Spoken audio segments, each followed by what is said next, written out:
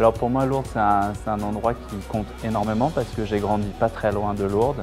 Donc je venais très souvent avec ma maman, avec mon petit frère. Et c'est vraiment un lieu que j'aime particulièrement, vous savez, comme un lieu où on a reçu des grâces, où on a reçu des moments très forts spirituellement. Et c'est bon parfois de se remémorer ces moments, surtout parfois quand on peut vivre quelques difficultés dans notre foi ou des moments avec des passages à vide. Donc venir à Lourdes, c'est pour moi un grand moment de ressourcement. Et puis ce thème de la fraternité, ce désir de vouloir ce qu'il y a de mieux pour les autres, et c'est ce qui doit déborder de notre relation à Dieu, c'est ce qui doit déborder de notre amour que Dieu a pour nous et que nous avons pour Dieu. Donc il ne peut pas y avoir d'amour de Dieu sans que ça découle sur l'amour des autres. Le Christo Garden, ça va totalement dans le thème de cette année, la fraternité. Parce que c'est un endroit où on va se rencontrer, on va pouvoir parler entre nous, on va pouvoir échanger, se faire de nouveaux potes et échanger avec les prêtres.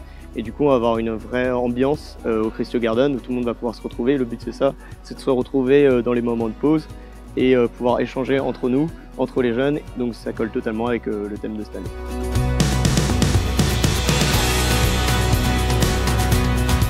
Émerveillement, c'est un peu le mot du jour, émerveillement de voir cette illumination de l'Assemblée que nous avons formée, la présence de tous, et en particulier de nos frères malades, a rendu si vivante la communauté que nous formons.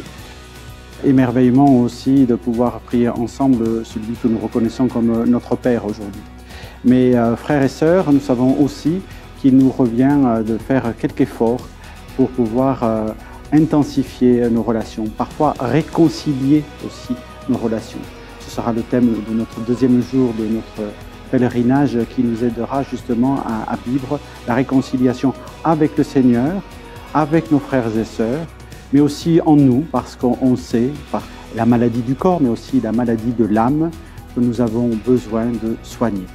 Eh bien, nous allons demander au Seigneur Jésus qu'il nous aide à vivre, à guérir, et à être apaisés dans nos relations fraternelles.